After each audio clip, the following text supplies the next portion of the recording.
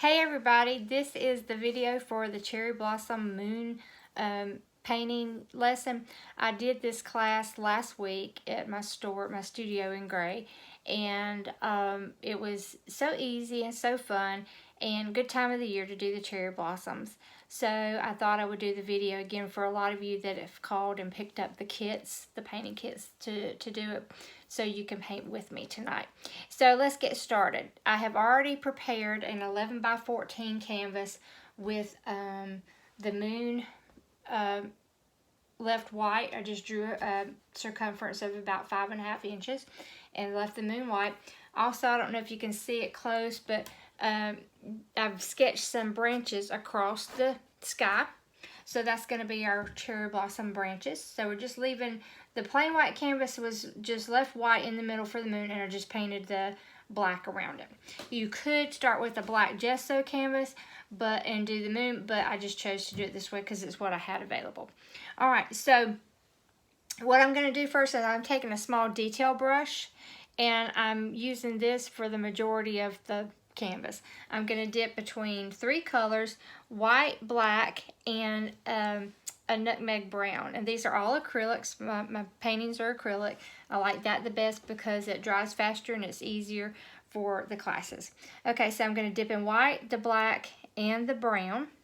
All 3 are on my brush at the same time. And so I'm just going to start coming in here and sketching out with that color combo. You see the 3 colors are coming off my brush, and I'm not trying to blend them, I'm just trying to keep them where I can see all 3 of the colors coming together. It gives kind of a grayish brown effect, which I like for the cherry tree branches because they're not one really definite defining color, and you can make them kind of look a little bumpy and curvy and old because they have the knots and curves on them. Don't worry about a whole lot of detail on this because I always say, what's the star of the show? What's the star of the painting? And for this, it would be the cherry blossoms. So this is just our background here for the cherry blossoms. I thought the effect of the moon behind it at night would be really pretty, and something I haven't done before. Okay. So I just keep dipping in the 3 colors. Every time I dip, because this little brush doesn't hold a whole lot of paint at one time, I re-dip in all 3 colors, and I keep just kind of sketching. I'm following my pencil line. If you got the kit, you're just following the pencil line that I put on there for you, and repeatedly going back to these 3 colors. So you keep seeing shades of brown and black and the white all the way through it. If it looks too dark against the black, then of course add more white to whatever you're dipping in your mixture. You can add a little bit of white on there to make it pop a little bit more, but you don't want it solid white by no means. Okay? So see, when you get up here into the moon, to the top of the sky, you still need it to show up the same thing. So the grayish brown works to go across the white moon, and it also works for the black. Okay. All right. So I'm not trying to make these perfect limbs. I'm just trying to make them look like there's a branch there, because you're going to cover up probably about 80% of this with your blossoms. Okay. One more to do.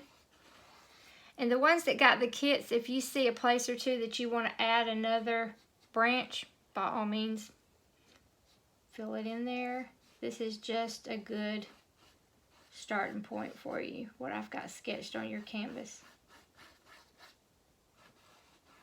Okay.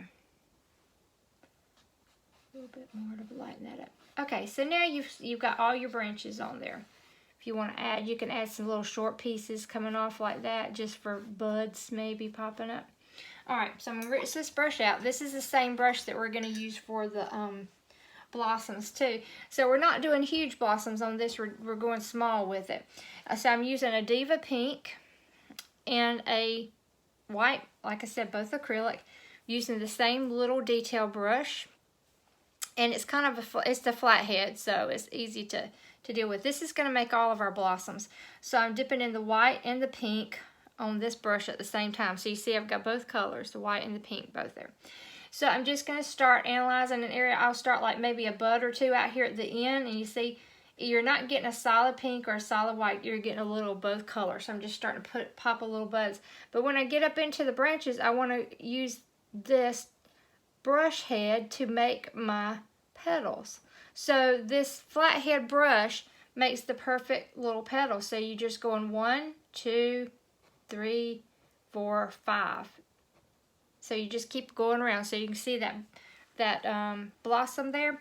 So now I'm dipping back in because I need more, like we did on the brown and everything for the branches. I'm just coming in and I'm putting my blossoms. If you've got a light pink up here on the moon and you want it to go darker, then go back and just add just pink, your dark pink solid. See there? So you're just rotating around, not anything fancy. Just think about when you used to draw little flowers, maybe in kindergarten or something like that. Just touching the petals together, 5 petals to make them create a blossom. Okay? So, like I said, these little limbs, they can just be the buds on them. At the end of the branches, you want something just to represent the buds. So I'm just like hitting some little dots at the end like they're blooming out. But as you get closer into the branch itself, you want to see the actual flower. Alright. So as many or as little as you want, but I don't like to see an empty branch on the very end. They usually have a bud, something there on the very tip of it. So up in here, just start putting some more of your blossoms just attached to the limb, across the limb. You could have one folded sideways like it's just opening. That would be just 3 petals there sticking up. But 5 petals is a cherry blossom. So you see I just keep randomly picking my spot that looks good and giving it flower. But because you're picking up white and pink at the same time on each one, it looks like their blossoms are changing from the pink to the white. So as the blossom grows and it goes on, you know, you see the trees have the different colors of it, the blossom in there. Okay, so I've pretty much got most of this area starting with some color down in here. And that you just keep going and just putting where you feel like that needs one. Alright, so now I'm going to rinse out this little brush because I'm pretty happy with that. Love it. Okay, so I'm taking a larger brush like that, but it's a flathead. And I'm also going to dip into the pink first and the white. Both colors on the same brush. And up here, I want this to look like it's the top of, like it's the middle of the tree maybe hanging over. So this is going to be full with a lot of blossoms.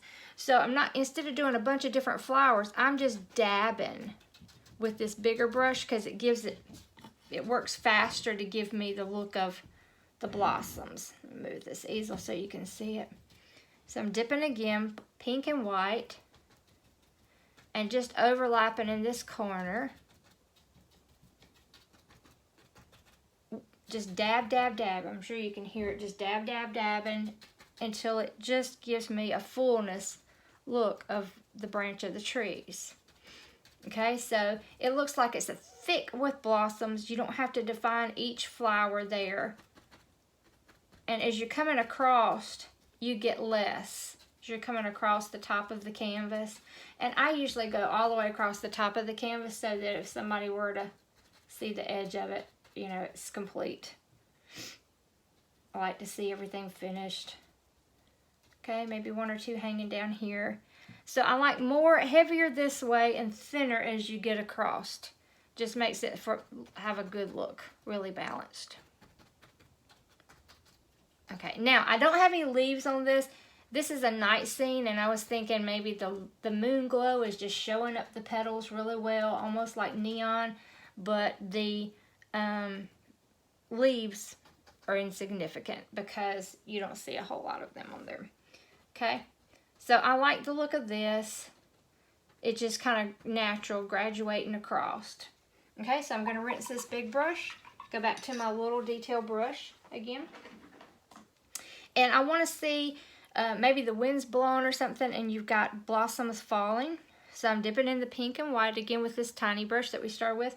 So I'm just going to put a couple of like petals falling, and I'm just hitting the side of my brush with it all down in here, like you'd have some blossoms. The tree shook from the wind or something, they're falling. And you might add a few more flowers if you want. Just critique it a little bit.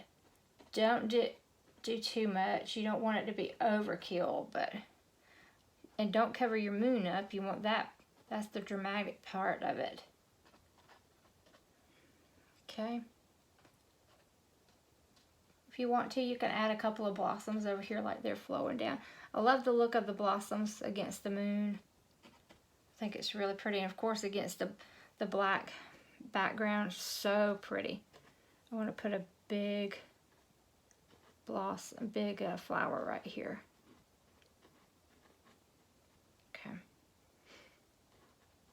Now if you want to, you could go back and add some tiny little white dots in the center, just maybe 1 dot per flower, but I didn't. I just left it pretty much alone, simple, and just feel like the cherry blossoms coming across the sky. I'm adding a few more of these falling. And I like that you can see the branches coming through it. But this little brush, just kind of go around in a circle and count it off. 1, 2, 3, 4, 5. Connect them, touching each other, and it makes a complete flower. And that is it. That is the simplest, effective cherry blossom little painting that you could do. Okay? Get it where you can see it better. So there you have it, the cherry blossom moon. So I hope you've enjoyed this, and see you next time. Thanks so much.